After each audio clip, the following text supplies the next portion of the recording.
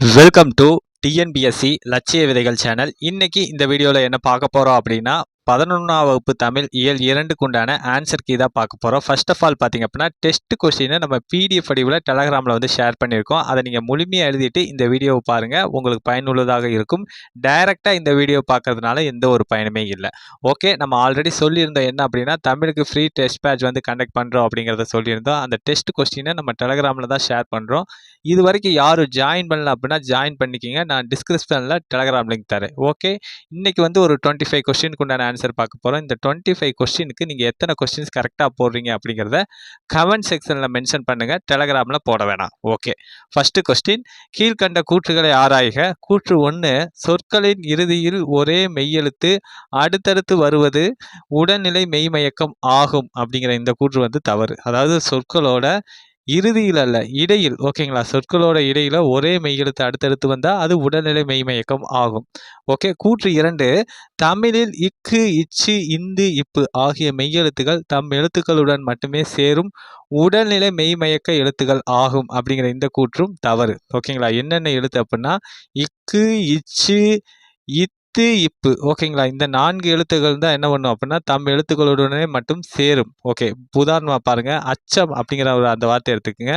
அதாவது பார்த்தீங்க அப்படின்னா இச்சுங்கிற அந்த எழுத்து என்ன வருது, ஒன்று சேர்ந்து வருது. ஓகேங்களா, அடுத்தடுத்து வருது. இந்த மாதிரி வந்துச்சு அப்படின்னா அதை உடல்நிலை மெய்மயக்கம் அப்படின்னு சொல்லுவாங்க. அப்போ இந்த ஃபர்ஸ்ட் கொஸ்டினுக்கான ஆன்சர் ஆப்ஷன் பி, கூற்று 1,2 தவறு அப்படிங்கிறதா. ஓகே, செகண்ட் கொஸ்டின், கீழ்கண்ட கூற்றுகளை ஆராய்க. கூற்று 1, தனி சொற்களிலோ கூட்டு சொற்களிலோ சொற்களின் இடையில் இய்யி இரு இல்லு ஆகிய மெய்கள் ஈரொற்றாய் வரும் அப்படிங்கிற இந்த கூற்று வந்து தவறு. ஓகேங்களா, என்னென்ன எழுத்துக்கள் ஈரொற்றாய் வரும் அப்படின்னா இய்யி இரு இல்லு, இந்த எழுத்துக்கள் தான் ஈரொற்றாய் வரும். ஓகே, கூற்று 2, இவை 3 மெய்களாக மயங்கி வரும். ஓகேங்களா, ஓகே, அப்போ இந்த கூற்று வந்து சரி. அப்போ 1வது கூற்று தவறு, 2வது கூற்று வந்து சரி. ஆப்ஷன் டி தான் இதற்கான ஆன்சர். கூற்று 1 தவறு, கூற்று 2 சரி அப்படிங்கிறதா. ஓகே, தேர்ட் கொஸ்டின், கீழ்கண்டவற்றுள் யானையை குறிக்காத சொல் எது அப்படின்னா ஆப்ஷன் ஏ திபம் அப்படிங்கிறதா யானையை குறிக்காத சொல். ஃபோர்த் கொஸ்டின், ஆடுகம் என்ற சொல்லின் இலக்கண குறிப்பு தருக.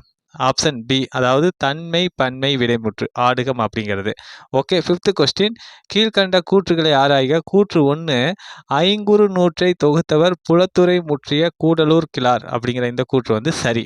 ஓகே, அடுத்து கூற்று 2, ஐங்குறு நூற்றை தொகுப்பித்தவர் யானை கட்சை மாந்தரன் சேர சோழலிரும்பொறை அப்படிங்கிறது தவறு. மாந்தரன் சேரலிரும்பொறை அப்படிங்கிறது தான் கரெக்டு. அப்போ இதற்கான ஆன்சர் என்ன அப்படின்னு பார்த்தீங்க அப்படின்னா ஆப்ஷன் சி, கூற்று 1 சரி, கூற்று 2 தவறு அப்படிங்கிறதா இதற்கான ஆன்சர்.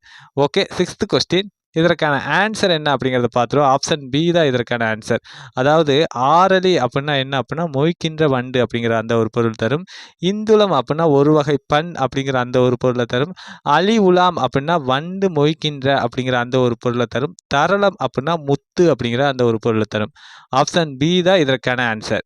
ஓகே, செவன்த் கொஸ்டின், கீழ்கண்டவற்றில் திருமலை முருகன் பல்லு கூறும் நெல் வகைகளில் பொருந்தாதது எது அப்படின்னா ஆப்ஷன் சி வாரிக்குரம்பை அப்படிங்கிறதா பொருந்தாதது. புழுகு சம்பா, முத்து வெள்ளை, சிறைமீட்டான் இதெல்லாமே திருமலை முருகன் பல்லுல கூறக்கூடிய நெல் வகைகள் ஆகும். ஓகே, அடுத்த கொஸ்டின், கீழ்கண்ட கூற்றுகளை ஆராய்க. அப்போ இதற்கான ஆன்சர் என்ன அப்படிங்கிறத பார்த்துருவோம். ஆப்ஷன் டி, அதாவது பிசிடி மட்டும் தவறு அப்படிங்கிறதா பார்ப்போம். அது எப்படிங்கிறத, அதாவது திருமலை முருகன் பல்லு நூலின் பாட்டுளை தலைவன் திருமலை குன்றின் மீதுள்ள முருகன் ஆவார் அப்படிங்கிற இந்த கூற்று வந்து சரிதான். ஓகே, பாட்டுடை தலைவன் முருகன் தான். ஓகே, அடுத்து பார்த்தீங்க அப்படின்னா செகண்ட் கூற்று, திருமலை முருகன் பல்லுவில் கலித்துறை கலிப்பா வெண்பா ஆகிய பாவகைகள் விரவி வந்துள்ளன அப்படிங்கிற இந்த கூற்று வந்து தவறு. கலித்துறை கலிப்பா சிந்து அதுதான் வந்து என்ன பண்ணும் அப்படின்னா விரவி வந்திருக்கு.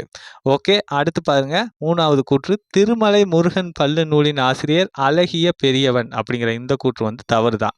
யார் அப்படின்னா பெரியவன் கவிராயர் அவர்கள் தான் திருமலை முருகன் பல்லு நூலோட ஆசிரியர். ஓகே, இவருடைய காலம் வந்து 17ஆம் நூற்றாண்டு அப்படின்னு சொல்லியிருக்காங்க. அதுவும் தவறு தான். அவருடைய காலம் வந்து 18ஆம் நூற்றாண்டு.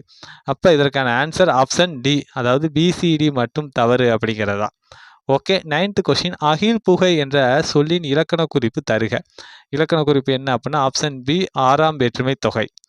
ஓகே, 10th கொஸ்டின், தகப்பன் கொடி புதினம் தமிழக அரசின் விருது பெற்ற ஆண்டு எது அப்படின்னா ஆப்ஷன் சி 2003ஆம் ஆண்டு. ஓகே 11th கொஸ்டின் கீழ்கண்டவற்றுள் தவறானது எது அப்படின்னா ஆப்ஷன் சி மருதம் அம்மூவனார் அப்படிங்கிறது தான் தவறு. மருதம் யார் வருவா அப்படின்னா ஓரம் போகியார் அவர்கள் தான் வருவாங்க. ஓகேங்களா. அம்மூவனார் வந்து நெய்தல் நிலப்பகுதி பாடல்கள் எழுதியவர் தான் அம்மூவனார் அவர்கள். ஓகே. அடுத்து 12th கொஸ்டின் கீழ்கண்டவைகளில் யானையை குறிக்காத சொல் எது அப்படின்னா ஆப்ஷன் டி தித்தி அப்படிங்கிறது தான். ஓகேங்களா. மாதங்கம், கைமா, அஞ்சனாவதி இதெல்லாம் யானையை குறிக்கக்கூடிய சொற்கள். ஓகே. 13 கொஸ்டின் வனப்பேணுனர்களுக்கு வழங்கப்படும் மிக உயரிய விருதான வேணுமேனன் ஏலிஸ் விருதினை டாக்டர் வி கிருஷ்ணமூர்த்தி பெற்ற ஆண்டு எது அப்படின்னா ஆப்ஷன் பி 2000 ஆண்டு அப்படிங்கிறதா. ஓகே. 14 கொஸ்டின் கீழ்கண்ட கூற்றுகளில் தவறானது எது அப்படின்னா ஆப்ஷன் டி தான். அதாவது அதுதான் தவறாக இருக்குது.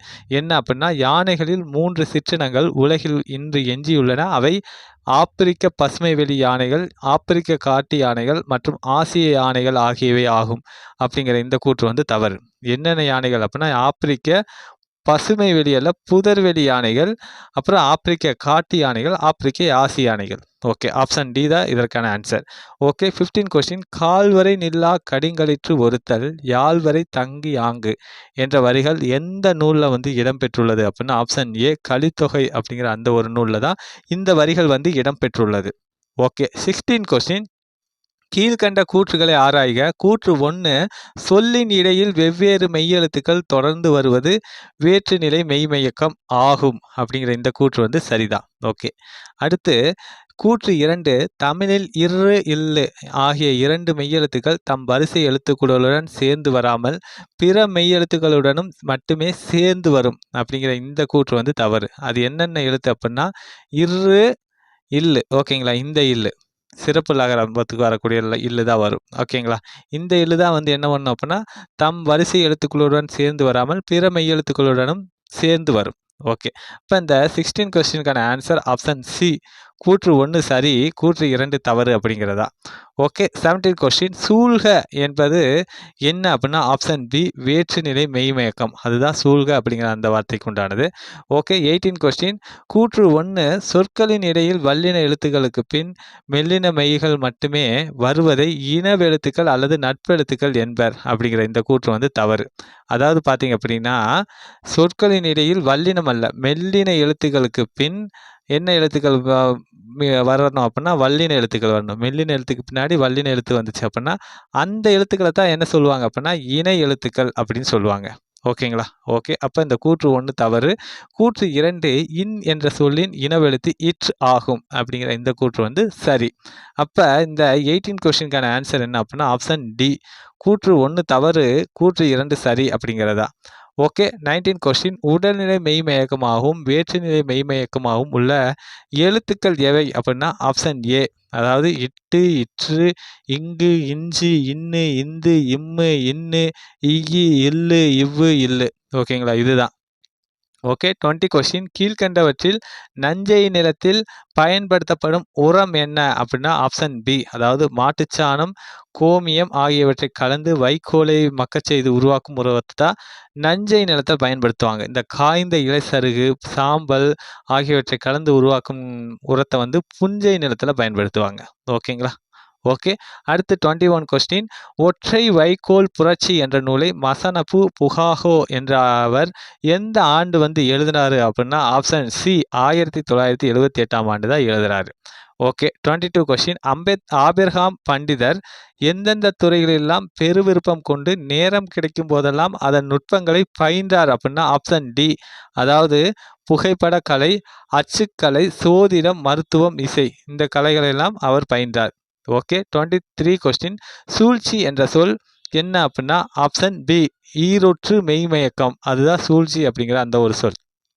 24 கொஸ்டின் கீழ்கண்டவற்றுள் இனவெழுத்து பற்றியவைகளில் தவறானது எது அப்படின்னா ஆப்ஷன் டி இம்மு, இத்து அப்படிங்கிறது தான் தவறானது. இம்முக்கு இப்பு அப்படிங்கிறது வரும். ஓகேங்களா. அப்போ இதுதான் தவறு.